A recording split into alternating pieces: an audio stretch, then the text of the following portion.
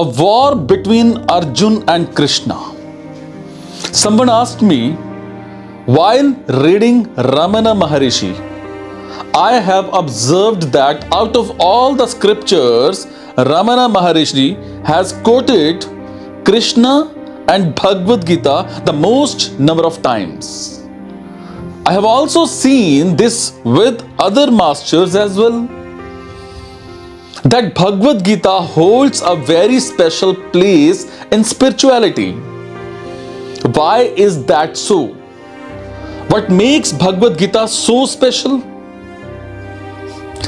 So, I said the Bhagavad Gita is special because it is narrated in a very worldly, very practical setting. Bhagavad Gita is not Guru sitting under a shady banyan tree in the tranquil silence of a holy jungle, sermonizing to some plain, obedient, willing student.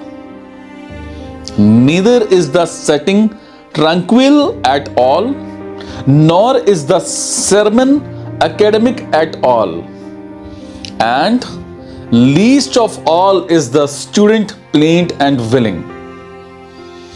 It's a real life setting in which you do not have the luxury of a formal podium, a formal appointment, a formal code of conduct. It's the war chariot, not the temple. There are armies around, not silent, idyllic trees and cute animals, and the one being spoken to is a biased, emotional and unwilling listener, not some keen student. The outcome of the conversation would decide actively the fate of many million residents of the kingdom, not merely get entered academically in some pages of another holy book. Life and death depend on this discourse in the literal sense, not just figuratively. Literally, life and death depend on this discourse. Therefore, this discourse has so much potency. You know, Arjuna is a real life student, not the ideal disciple. Therefore, Krishna's persuasion has cutting edge mastery. If you are preaching to the converted, how much forcefulness do you need? Nothing. But here you see that Krishna has to be at his not merely godly, but actually tactile best. Arjuna is forcing Krishna to be at his best because Arjuna is such a reluctant listener, and therefore that which is now proceeding from Krishna is extremely charged and potent. Nothing less than words of the highest intensity and highest potency would do, because Arjuna is almost wrestling with Krishna. Therefore, Krishna has to exercise and demonstrate all his power. You very well know how at one point Krishna actually has to demonstrate his own immense form, Virat Rupa, to Arjuna. Why is that needed? Because Arjuna is one tough nut to crack, and that's why the Gita is special. It is spoken to someone who is caught in emotionality. It is spoken to someone who doesn't want to listen. It's spoken to someone who has to be convinced to fight and kill his own kith and kin. To fire on your own blood, your own relatives, is no easy job. Or is it? Therefore, it is no Aschavakra preaching to a Janaka. Therefore, it is no Yajnalvakya Gargi Sambada Therefore, it is not even Nachiketa speaking to Yama. It's something that has an extra edge of intensity and quality to it. Krishna is facing a real life challenge.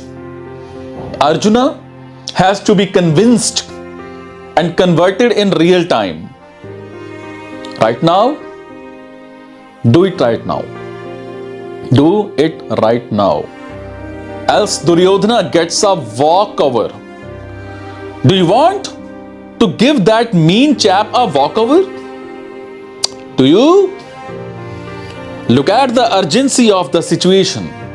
That's what makes the Gita special. And if you can look at Krishna here, you will realize the impossibility of being a real guru. Krishna is such a glorious example. The real guru is real because he has to deal with not merely uninterested, but actually sometimes undeserving students. I don't think it would be fair to call Arjuna a deserving student. Krishna is a deserving teacher, but in the sense that Krishna is a deserving teacher. You cannot, by way of comparison, call Arjuna a deserving student. Arjuna is highly resistant, but then had he been any less resistant, why would he have been a mere student? So, the situation of Krishna reflects the situation of every real teacher. You have to pull up the one lying in the dirt and make him fight the highest battle. You don't merely have to polish and shine an already existing ornament in gold. The task of the teacher is to take an ordinary piece of metal, iron or zinc or nickel or copper and turn it into gold. That's the difference between a guru and the groomer. To take an old gold ornament and shine it is called grooming. That's not the task of a guru. A guru is like Krishna. Iron and turn it to gold. That's what is happening on the battlefield. Wow. Inspiring, poignant, beautiful, breathtaking, real. What's about Bhagavad Gita? It's real.